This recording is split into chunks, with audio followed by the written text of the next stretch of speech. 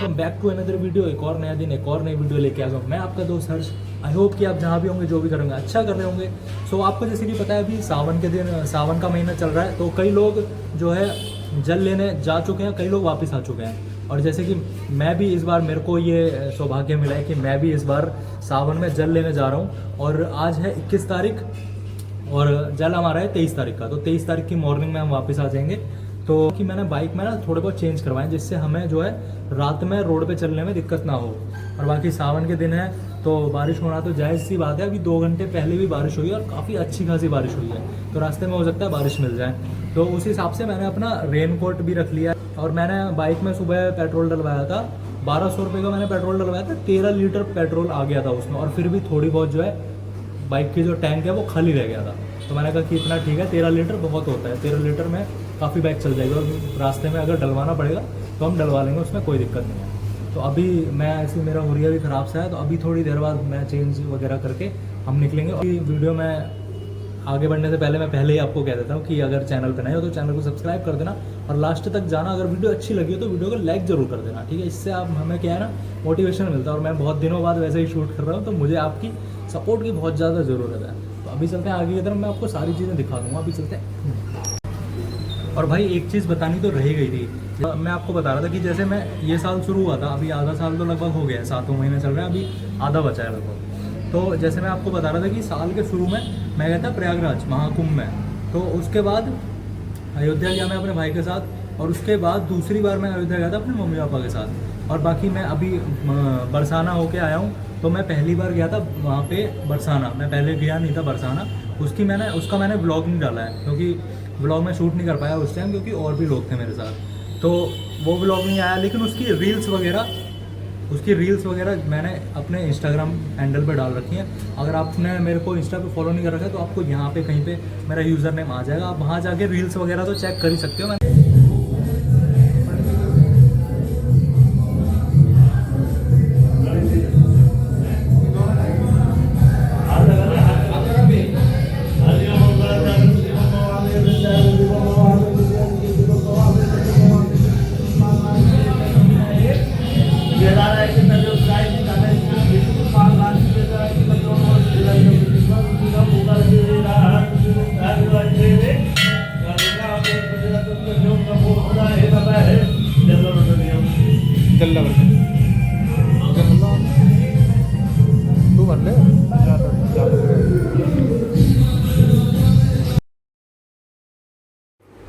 तो जी, सबसे पहले मैं आपको दे देता हूँ डिस्क्लेमर, क्योंकि इस वीडियो में ज़्यादातर आपको वॉइस ओवर देखने को मिलेगा, क्योंकि बाइक पे ट्रैवल करते टाइम कैमरे से रिकॉर्ड करना पॉसिबल नहीं होता है, और उसके माइक में भी अच्छी आवाज़ नहीं आती है।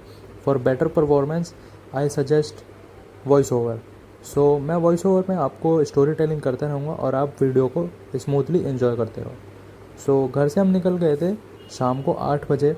रास्ते में हमें ट्रैफिक नहीं मिला, लेकिन फिर आगे चलते ही हमें देखने को मिलता है, जैसे ही हम मेरठ तक पहुंचते हैं काफ़ी ज़्यादा ट्रैफिक था वहाँ पे। और जो सिंगल वे कर दिया था वहाँ पे, लेकिन जो लेफ़्ट हैंड वाली साइड थी वहाँ पे बहुत ज़्यादा ट्रैफिक था। और जो राइट हैंड वाली साइड थी, जैसे कि आप वीडियो में देख ही पा रहे हो, वहाँ पे जो है कावड़ चल रही थी, बहुत बड़ी बड़ी डीजे चल रहे थे, जिसकी वजह से ट्रैफिक मैनेजमेंट काफ़ी सही था।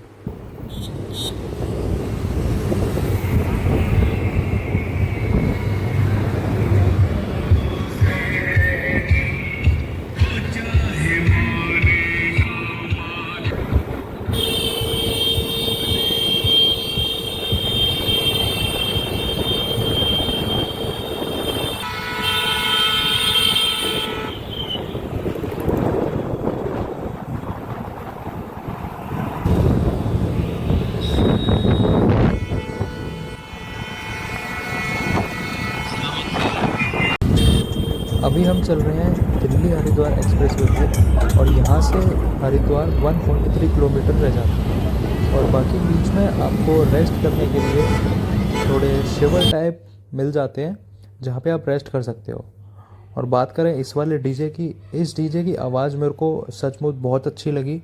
मतलब साउंड वेव्स जो थी वो आपने जो कपड़े पहन रखे हैं वो तक वाइब्रेट कर रहे थे, इतनी अच्छी साउंड थी इसकी। और ये जो कावड़ है इनकी, ये बहुत सुंदर थी, मतलब आप खुद देखो। मतलब ये वाला डीजे तो था पूरे ट्रैवल में मेरे को ये वाला डीजे जो है सबसे बेस्ट लगा। तो बाकी अगर आप रियल लाइफ में सुनते तो ज़्यादा अच्छा लगता। उसके बाद थोड़ी आगे चलते ही हमें एक दूसरा डीजे देखने को मिलता है, और ये तो इसमें तो ट्रैक्टर के ट्राला इतना बड़ा था, उसमें कम से कम 50 स्पीकर रखे हुए थे, बड़े बड़े कॉलम टाइप, अब जो भी रखते हैं मेरे को नहीं पता। और बेस वगैरह इतनी तगड़ी लाइटनिंग आप खुद देखो इसमें, मतलब जेन्युइन एक नंबर लग रहे हैं। मतलब क्या ही बनाया है बनाने वाले ने। और यहाँ से हम एंटर कर जाते हैं हरिद्वार, और हरिद्वार एंटर करने के बाद जो एक वाइब होती है, एक जो हवा में जो एक एहसास होता है, वही बिल्कुल चेंज हो जाता है। हाँ, माना कि हम बहुत थक गए थे वहाँ तक पहुँचते पहुँचते, कमर टूट चुकी थी, लेकिन फिर एक हमें गेट देखने को मिलता है जिस पे लिखा था कि देवभूमि हरिद्वार में आपका स्वागत है। जिसके बाद हमें देखते ही हमारी सारी टेंशन, सारी थकान मिट जाती है। वहाँ पे हम थोड़ी देर 5 मिनट ब्रेक लेते हैं। उसके बाद वहाँ पे हमने फ़ोटोज़ वगैरह क्लिक करी, अपने दूसरे साथियों का वेट किया, और जैसे ही वो लोग आए फिर से हम बढ़ जाते हैं साथ में आगे की तरफ। तो अभी आप थोड़ा वीडियो एंजॉय करो, फिर हम आपको बताते हैं आगे की स्टोरी।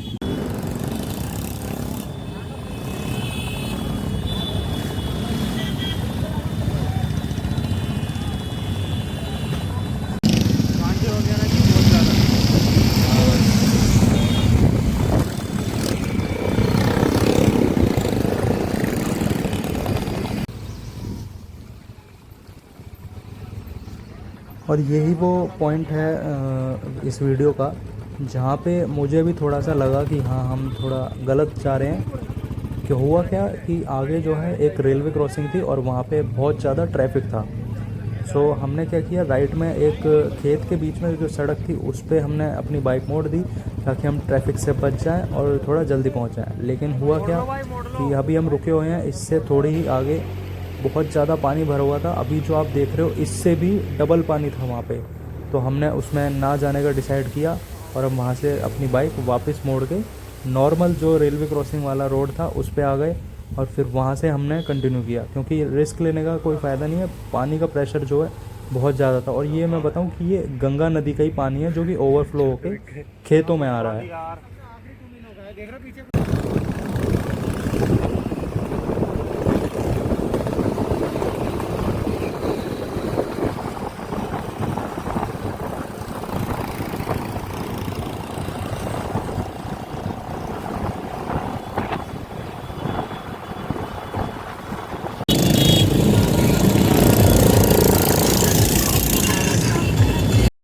सो फाइनली हम अपने डेस्टिनेशन पे पहुंच जाते हैं, जो कि है हरिद्वार के घाट पे, जहां से हमें जल लेना है।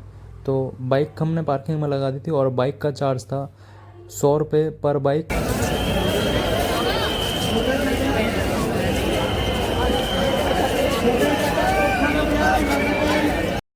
की बात करें कि वहाँ पे वेदर कैसा था, बस अफसोस ये है कि हरिद्वार में हमें बारिश देखने को नहीं मिली वहाँ पे।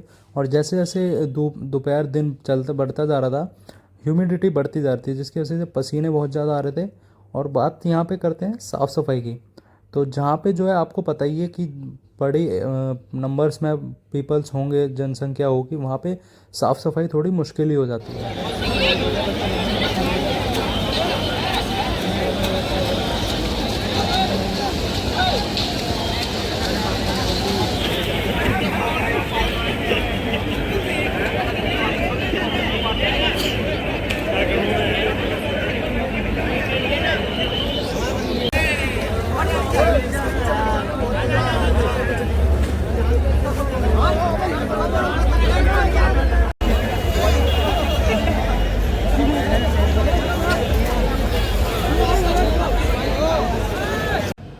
तो भाई हम पहुंच चुके हैं अभी हरिद्वार। तो बीच में हम पहुंच गए थे 8 बजे। तो बीच में हमने एक ब्रेक लिया, जो कि मैंने आपको दिखा नहीं पाया। हम आते ही हमने रूम ढूंढा। सबसे पहले तो रूम ढूंढने के बाद हमें एक रूम मिल रहा था 4,000 रुपये का, और फिर हमने आगे और पता किया तो हमें रूम मिल गया 2500 रुपये में, 2,500 रुपये में। ये कोई सरकारी पता नहीं धर्मशाला टाइप है, तो इसमें रूम मिल गया। इसमें ज़्यादा कुछ नहीं, एक बेड है, और 2 गद्दे दे दिए उन्होंने। बाकी वॉशरूम वगैरह है और बाकी एसी है, इसमें एसी है और गीज़र लगा हुआ है। तो एसी तो ठीक है क्योंकि यहाँ पे थोड़ी सी गर्मी है, अभी दोपहर का टाइम है तो गर्मी है। और बाकी अभी बीच में हम नीचे की तरफ गए थे, जो ये रूम है ये इसके पीछे ही जस्ट जो है घाट है, तो हम वहाँ पे एक बार डुबकी मार के आ चुके हैं। और बाकी कपड़े मैंने वही पहन लिए क्योंकि शाम को हमें दोबारा जाना है हर की पौड़ी पे, फिर वहाँ से गंगा जल भर के फिर वहाँ पे एक बार डुबकी मार के स्नान करके फिर वहाँ से निकलना है आज रात में। तो हम 23 तारीख की, कल आज 22 तारीख है, 23 तारीख की सुबह हम अपना दिल्ली में होंगे, वहाँ पे हम जल चढ़ाएंगे शिवलिंग पे। और बाकी रूम ठीक ठाक है, ये सब आप सब फैल रखा है, इसको इग्नोर मारो, ये देखने की ज़रूरत नहीं है। बाकी तुम्हारे भाई ने एक कुर्ता पहन रखा है, बाकी स्मार्ट तो है ही तुम्हारा भाई, कोई बात नहीं। एक वॉशरूम है, गीज़र है, अंदर दिखाने लायक नहीं है, मतलब ठीक ठाक है, साफ़ सुथरा है, बस आप क्या ही करोगे लेकिन वॉशरूम देख के। और मैं आपको वो दिखाता हूँ जहाँ घाट जो है जिस पे हमने अभी नीचे गए थे, हमारे ये रूम के बाहर खिड़की से ही दिख जाता है। एक सेकंड में दिखाता हूँ।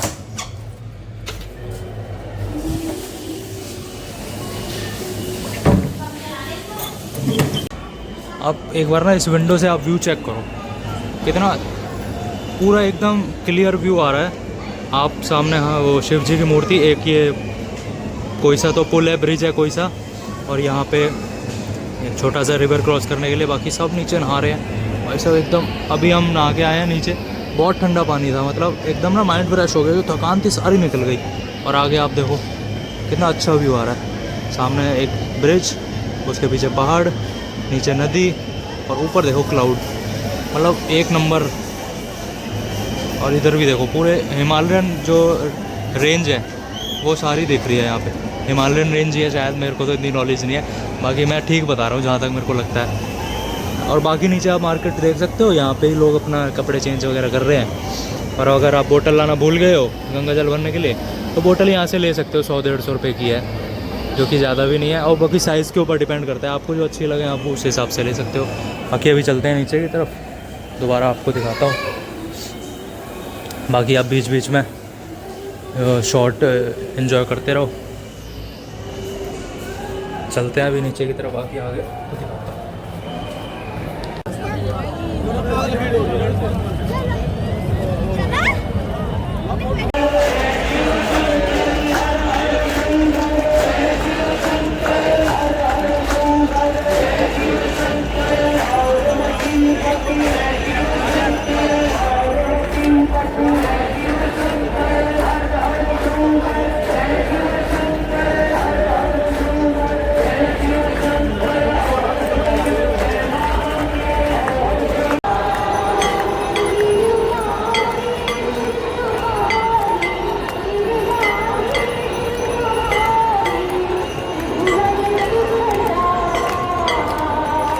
हाथ पीछे रखना,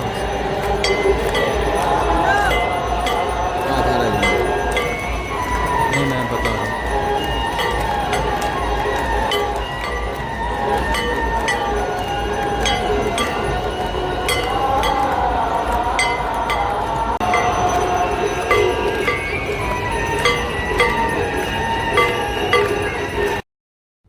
और अब टाइम आ गया था हरिद्वार को अलविदा कहने का, और अभी हो रहे हैं रात के 8 या 9:30 के आसपास।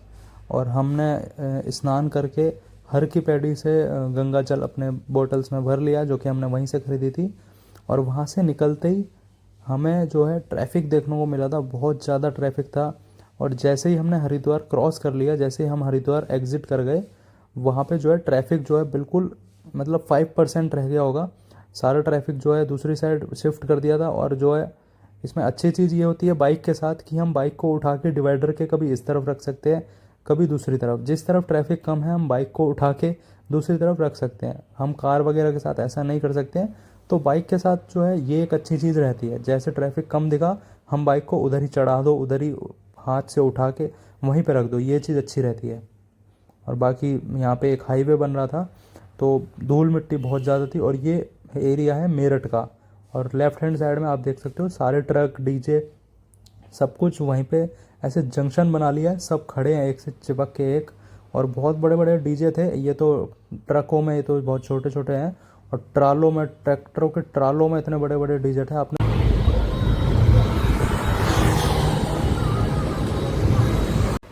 तो हाँ जी भाई, पूरी वीडियो देख ली और एंड तक आ गए हो तो लाइक का बटन ज़रूर दबा देना। काफ़ी थकान हो गई थी तो उसके बाद मैंने कोई शूट नहीं किया और बीच में बंद कर दिया। फिर सीधा घर पे आके हम लोग गए थे सीधा मंदिर। मंदिर में जल चढ़ाने के बाद सीधा मैं घर पे आ गया, नहा धो के मैं सो गया। तो अब मैं आपको बताता हूँ फाइनल आउटरो क्या है। फाइनल मैं आपको अपना फीडबैक दे देता हूँ।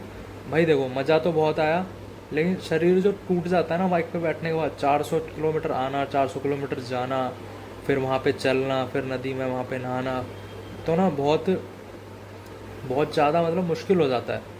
तो अगर आप, मैं आपको बताऊं, अगर आप जाने की सोच रहे हो और अगर आप कैपेबल हो और अगर आप वो सॉफ्ट बॉय वाले एरा में नहीं हो, मतलब कि आप धूल मिट्टी, थोड़ी चोट वगैरह, थोड़ा पानी, बारिश वगैरह झेल सकते हो और बाइक पे बैठ सकते हो इतनी देर तक, क्योंकि भाई कमर टूट जाती है, मुझे पता है। मैंने कितनी मुश्किल से, मैंने और भैया ने और जो साथ में थे हमारे, उन्होंने कैसे किया है। तो काफ़ी दिक्कत हो जाती है, लेकिन हाँ ये है कि मज़ा पूरा आया है, उसकी कोई वो नहीं है। तो बाकी बाकी रही बात थकान की, थकान वगैरह तो हो ही जाती है। बाकी फिर मैं आपको ये कहूँगा, अगर आप जाना चाहते हो तो बहुत अच्छी बात है, प्लान कर लेना अगले साल के लिए, लेकिन अपने आप को पहले ही प्रिपेयर रखना कि ऐसी ऐसी दिक्कतें आ सकती है। और ट्रैफिक की बात करें, ट्रैफिक तो बहुत था। जैसे हम मेरठ एंटर करें, मेरठ में हमें ट्रैफिक मिला रुड़की में बस, और फिर वो बीच में रेल क्रॉसिंग वगैरह थी, फिर हमने वो गलत टर्न ले लिया जहाँ पे पानी वगैरह भरा हुआ था, बस वहाँ पे थोड़ा ट्रैफिक मिला था, बाकी सब तो ठीक था। और वापसी में हम भी निकल आए थे, जैसे ही हरिद्वार से हम बाहर निकले ट्रैफिक बिल्कुल ख़त्म हो गया। जैसे ही मेरठ एग्जिट कर रहे थे बॉर्डर पे, वहाँ पे हमें गंदे वाला ट्रैफिक मिला, क्योंकि वहाँ पे सारे जो डीजे वगैरह होते हैं वो सारे आके वहीं पे जंक्शन बना लेते हैं मेरठ पे, और वहाँ पे उनका ट्रैफिक लग जाता है। और धूल मिट्टी बहुत ज़्यादा थी, क्योंकि बीच में कई सारे फ्लाईओवर बन रहे थे। और बात करें अगर रोड्स की कंडीशन कैसी थी, रोड की कंडीशन भाई बहुत बढ़िया थी। बीच में हाँ, जब हमने गांव वाले रास्तों में डाल दी तो, क्योंकि गांव के रास्ते तो आपको पता ही ख़राब तो होते ही हैं थोड़े बहुत, तो बस वो रास्ते ख़राब थे, बाकी सारे रास्ते बहुत बढ़िया थे। अपना हम वापस आए थे दिल्ली मेरठ एक्सप्रेस वे पे चढ़ गए थे। वहाँ पे बाइक शायद अलाउड नहीं है, जहाँ तक मेरे को लगता है बाइक अलाउड नहीं है वहाँ पे, लेकिन कावड़ियों के लिए सब अलाउड होता है। और बाकी बंदे ठीक होते हैं, जैसे कुछ नहीं है कि जैसे मान लो हमारी बाइक भी एक आधी बार कभी किसी से टच हो गई तो कोई कुछ नहीं कहता है। बाकी कंडीशन के ऊपर डिपेंड करता है, सिचुएशन कैसी है। हर सिक्के के दो पहलू होते हैं, तो हमें एक को नहीं देखना चाहिए, दोनों को देखना चाहिए। और बाकी काफ़ी न्यूज़ वगैरह आती हैं कि गावड़ियों ने गाड़ियाँ तोड़ दी, ये कर दिया, वो कर दिया, होता होगा, लेकिन उस टाइम कंडीशन कुछ अलग होती होगी, सिर्फ एक ही साइड दिखाई जाती है। बाकी इतनी कोई दिक्कत नहीं, आप जा सकते हो। आपको अगर प्लान करना है, आपके अंदर गट्स होने चाहिए इतना लंबा चलने के, इतना लंबा ट्रैवल करने के लिए और ये सब झेलने के लिए। अगर वीडियो अच्छी लगी हो, एंड तक आया हो तो लाइक कर देना, चैनल पर नए हो तो सब्सक्राइब कर देना। आपसे मिलते हैं अगली वीडियो में।